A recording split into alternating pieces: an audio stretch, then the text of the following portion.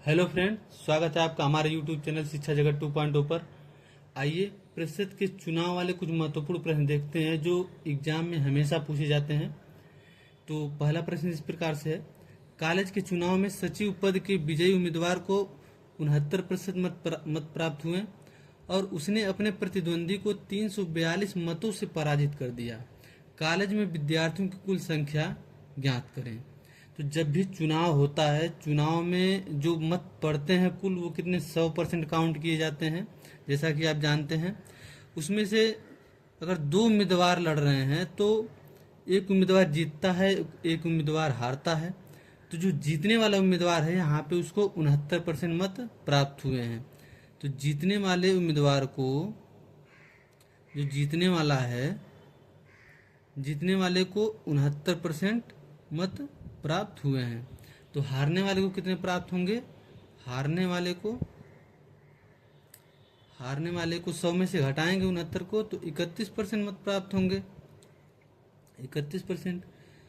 और क्या करा आगे, और उसने अपने प्रतिद्वंदी को 342 मतों से पराजित कर दिया। अब यहाँ जीतने वाला अगर 69% पा रहा है, हारने वाला 31%, तो इन दोनों के बीच का अंतर क्या होगा? ये हार जीत का होगा। कितना? 38% हो जाएगा। 69 में से 31 को घटाएंगे तो 38% वोट से वो जीता है, जीतने वाला। और कितना? 342 मतों से जीता है। 38% कितने? 342 के बराबर हो जाएंगे, क्योंकि ये भी हार जीत का अंतर है, ये भी हार जीत का अंतर है, तो दोनों बराबर हो जाएंगे। 38% बराबर किसके? 342 के। तो 1% अगर हम निकालें, 1% अगर निकालते हैं तो कितना हो जाएगा? 38 से इसको काट देंगे, 38 नवा 342, यानी 1% की जो वैल्यू आ गई वो कितनी? 9 आ गई। तो 100% कितना हो जाएगा? 100% 900 हो जाएगा, क्योंकि 1% की वैल्यू 9, तो 100% की वैल्यू 900 हो जाएगी। ये क्या हो गया? कुल मत हो गया। आइए दूसरा प्रश्न देखते हैं। एक चुनाव में केवल 2 उम्मीदवार थे। विजयी प्रत्याशी को कुल मत का 48% मत प्राप्त हुआ और उसके प्रतिद्वंदी को 6800 मत मिले, जो कुल मतों का 34% था। अब जो प्रतिद्वंदी है उसको 6800 में मत मिले, जो कुल मत का 34% था। मतलब 34% जो है 6800 के बराबर है। कुछ मत अमान्य थे। अब इसमें देखिए, कुछ मत अमान्य भी थे। चुनाव जीतने वाले उम्मीदवार की जीत का अंतर तथा अमान्य वोटों की संख्या ज्ञात करें। अब इसमें दो प्रश्न पूछे गए हैं। चुनाव जीतने वाले उम्मीदवार की जीत का अंतर तथा अमान्य वोट दोनों पूछे गए हैं। तो देखते हैं, जो विजयी प्रत्याशी है, जो जीतने वाला है, उसको कितना? 48% मत मिले हैं, 48%। और जो प्रतिद्वंदी है, हारा हुआ है, हारने वाला, उसको कितना? 34% मत मिले हैं, 34% मत। अब चुनाव जो होता है वो जो वोट पड़ते हैं उसमें 100% वोट पड़ते हैं, 100% वोट पड़ते हैं। लेकिन यहाँ क्या है, जीतने वाला 48% पाया, हारने वाला 34%। अगर इनको जोड़ेंगे तो कितना हो जा रहा है? 34%। 34% और 48% को जोड़ेंगे तो 8 4 12 और शेष 1, 4 3 7 1 8। ये तो 42% ही हो रहा है, 82% ही हो रहा है। इस 100 में से जो 82 चला जाएगा तो कितना? 18% बचेगा। ये क्या? ये अमान्य वोट है। ये क्या है? अमान्य वोट। यही अमान्य वोट है। तो अमान्य वोट का परसेंटेज निकल गया। अब देखना है कितना। अब देखते हैं हारने और जीतने वाले के बीच ये क्या अंतर है। तो ये हो जाएगा आपका 14%। 14% ये हारने और जीतने वाले का।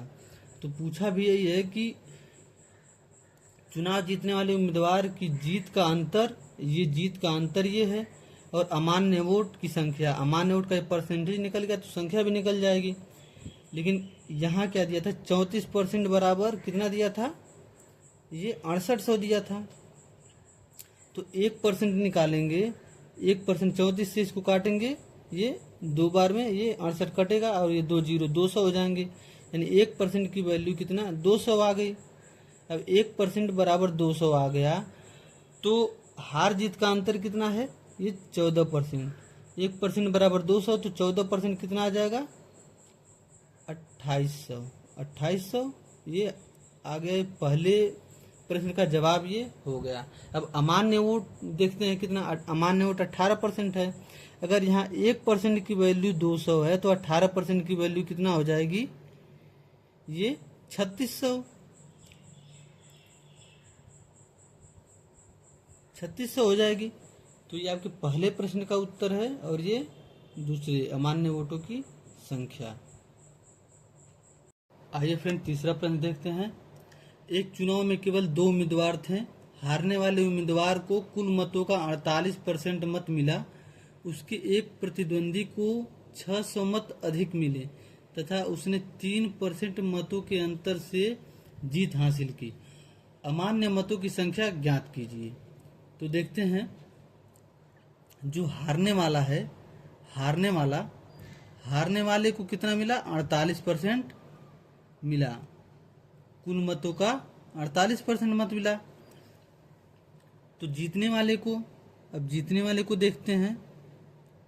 जीतने वाले को क्या कर रहा है, जो हारने वाला का जो प्रतिद्वंदी है वो जीतने वाला है, उसको क्या है 3% मतों के अंतर से जीत हासिल की। मतलब 3% जो मत हैं उससे वो जीत हासिल की। तो 3% अगर 48 में जोड़ेंगे 51% हो जाएगा। जीतने वाले को 51% मिला होगा तभी तो 3% से जीत हासिल किया होगा। और ये जो 3% है वो कितने के बराबर है 600।